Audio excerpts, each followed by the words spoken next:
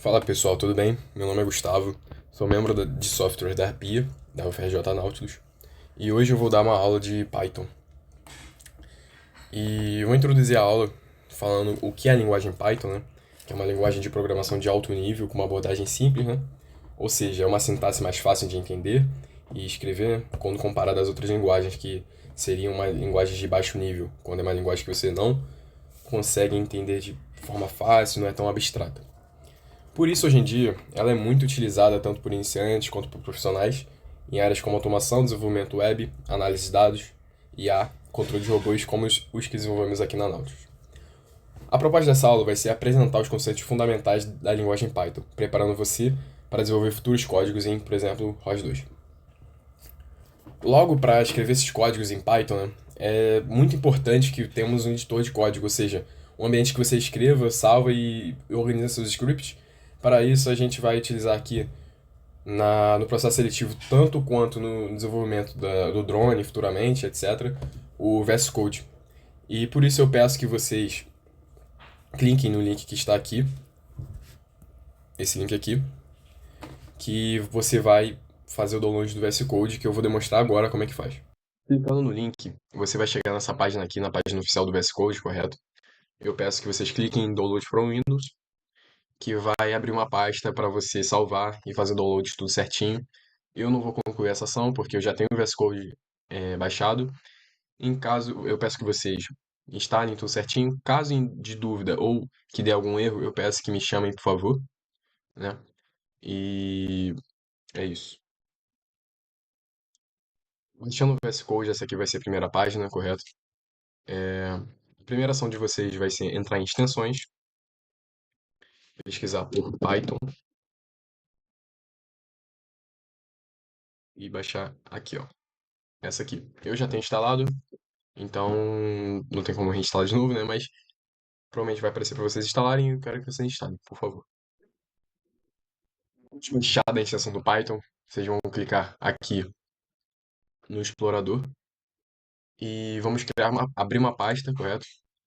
Como não tem nenhuma pasta criada, por enquanto eu vou chegar aqui, por exemplo, eu vou nessa pasta que eu prefiro, vou criar uma nova pasta e vou criar a pasta aqui, aula Python. Eu vou utilizar essa pasta para demonstrar os códigos que eu vou utilizar durante a aula, além também do próximo tópico que vai ser o ambiente virtual. Na última aula, o conteúdo sobre Docker, né? Provavelmente vocês entenderam o que é o ambiente virtual e como se aplica. Em Python também temos um ambiente virtual, que é o Venv, só que ele é justamente apenas para Python. O Docker ele é mais completo, inclui o sistema operacional todo que vamos utilizar. Enfim, voltando aqui, em Python, o ambiente virtual é uma boa prática em Python para isolar seu projeto das demais bibliotecas instaladas no sistema. Assim, tudo que você instalar como bibliotecas fica contendo em uma pasta específica do projeto. Agora eu vou voltar para o VS Code, vou criar um ambiente virtual na pasta que criamos da aula Python e demonstrar como funcionam os códigos. Agora eu vou vir aqui na pasta, na aula Python, na parte da aula Python que criamos. A pasta também está inclusa aqui no VS Code, correto? Eu vou entrar aqui, vou copiar o caminho para ficar mais fácil posteriormente no terminal de eu achar. Vou vir aqui, pesquiso PowerShell. E na gravação eu descobri que eu não consigo gravar o PowerShell por causa do comando de administrador, mas eu deixei aqui no bloco de notas como seria. Eu, naquela vez que eu copio o código, o caminho, né, da pasta, eu vou lá, vou dar aquele comando cd, dois pontos, até chegar em psc, os dois pontinhos. Após isso, eu vou dar cd, correto? E o caminho que a gente copiou, correto? Chegando nele, vocês vão dar esse comando aqui, que inclusive na documentação está errado. Eu vou corrigir agora, depois dessa aula. E esse comando aqui, né, seria para criar um ambiente virtual e esse aqui para ativar. E após isso vai aparecer esse venv aqui na frente. Após isso está tudo correto para você ativar. Agora nós vamos falar de funções, que são estruturas iniciais do nosso código. Elas permitem definir um bloco de código reutilizável, ou seja, é um bloco de código que executa uma tarefa específica. Ela pode receber parâmetros, esqueci de uma vírgula aqui, perdão,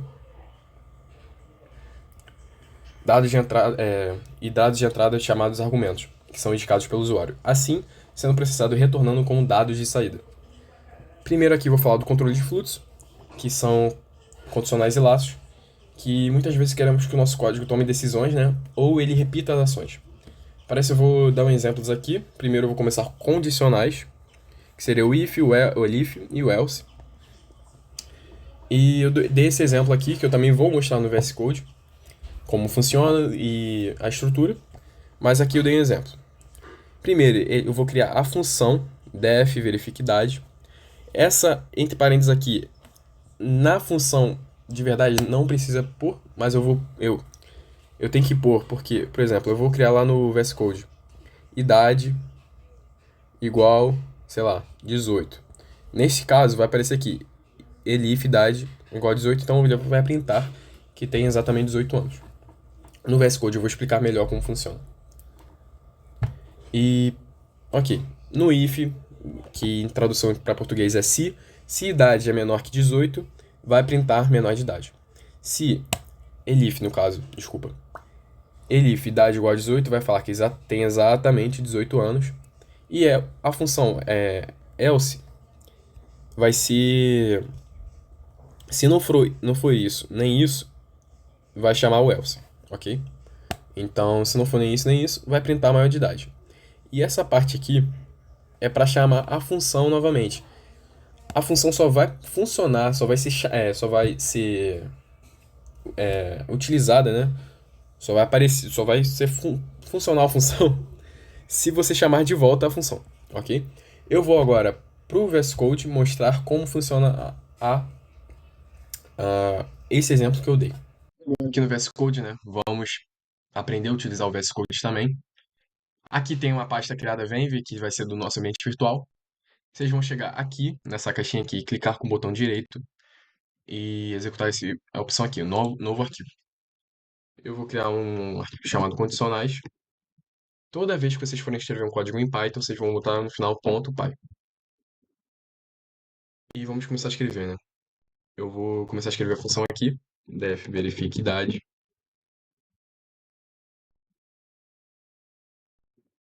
if idade, se for menor que 18,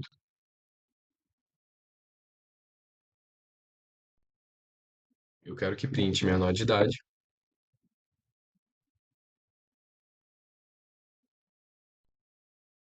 Agora, se for igual a 18, eu quero que print que tenha exatamente 18 anos. Agora, se não for nem menor nem igual, eu quero que chame o else, que vai ser print maior de idade e vou chamar a função de volta.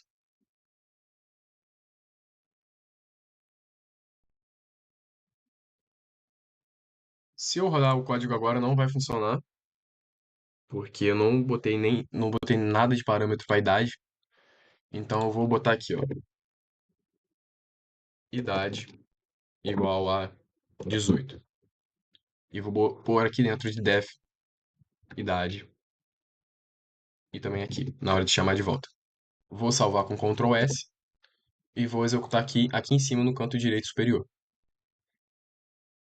Como tem 18, apareceu aqui, tem exatamente 18 anos, correto? Então o código está funcionando e é assim que você faz uma função em Python. Mas agora, caso você queira, por exemplo, por você que põe a idade ali, né, em vez de ficar escrevendo aqui 18, 19, 17, tem como você pôr os dados, escrevendo, né, depois, com input, que é uma função que recebe dados. Vai receber os dados que você escreve. Como eu só quero que receba números, eu vou voltar naquela parte de variáveis e tipo de dados, né? E como eu quero um número inteiro, eu vou por aqui, ó. Int, e vou botar entre parênteses a pergunta que eu vou fazer. Não, perdão, não aqui o int. O int aqui fora. O int aqui fora.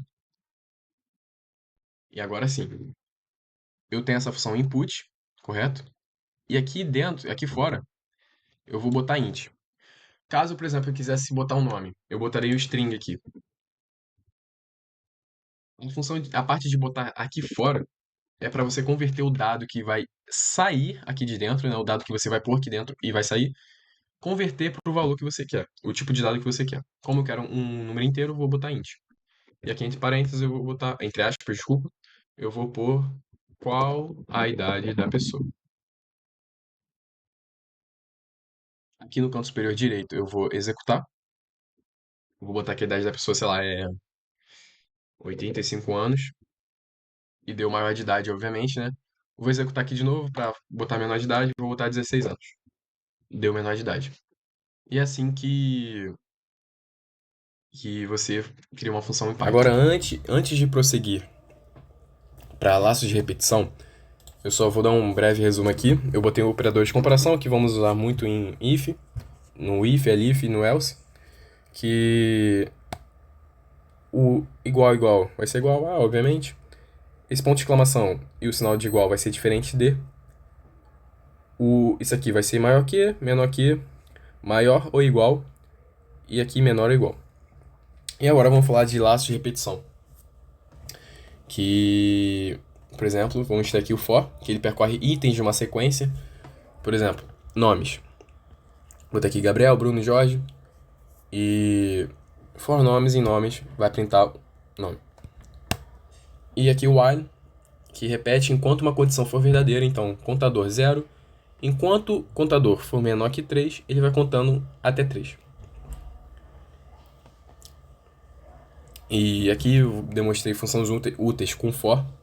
Por exemplo, o range, que gera uma sequência de números, e o len, que retorna o tamanho de uma lista. E aqui, como eu falei agora, demonstrando, né, o if, o else e o elif, o input ele recebe os dados do usuário. Ele é muito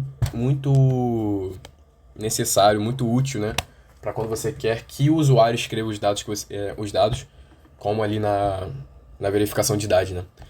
Agora, eu vou pro VS Code de novo e vou mostrar como funciona o for e o while. Voltando aqui no VS Code, né, eu vou agora dar início àquela parte que eu falei agora de laços de repetição. Eu vou começar pelo for, correto? Vou criar uma pasta aqui, um código, desculpa, for.py, e vou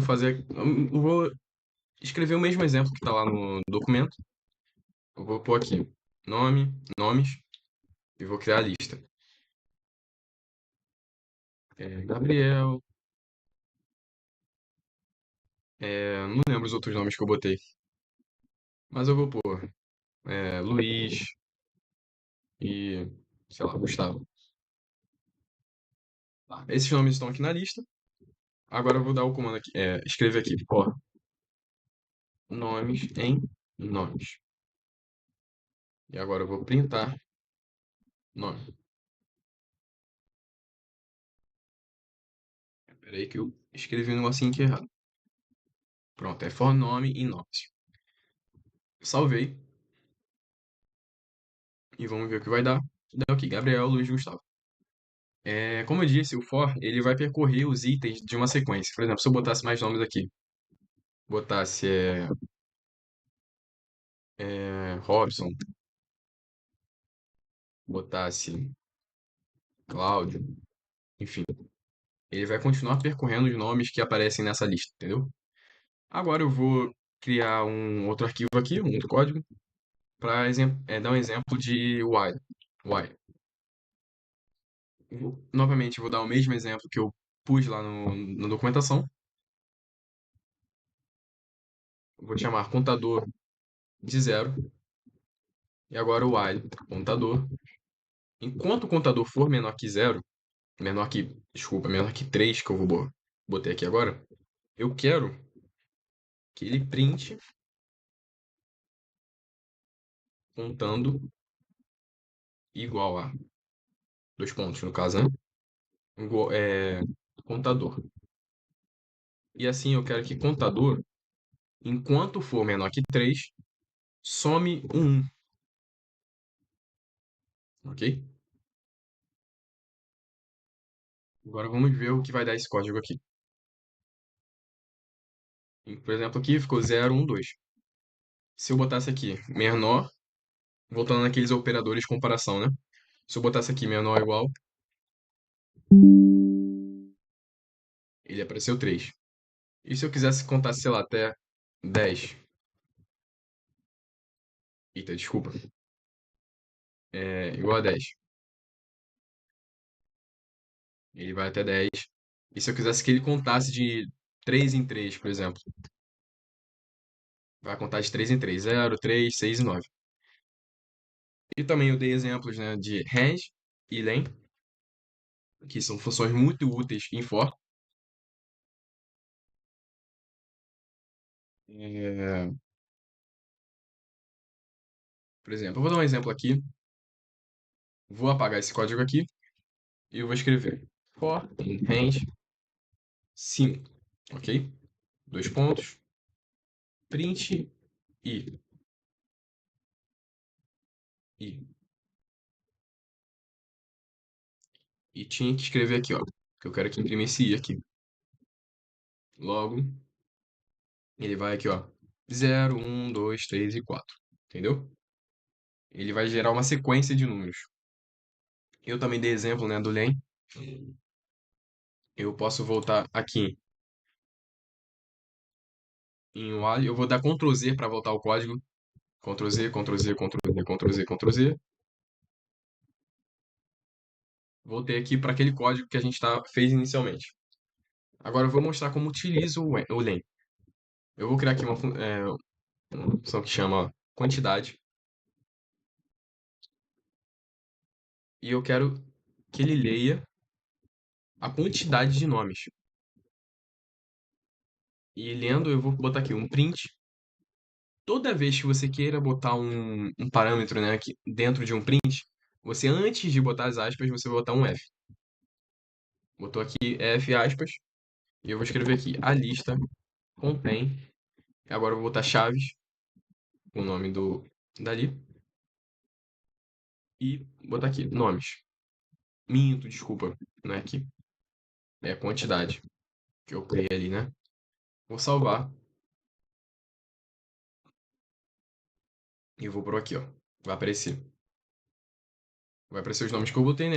Gabriel Luiz, Gustavo, Robson, Cláudio. E vai aparecer, a lista contém 5 nomes.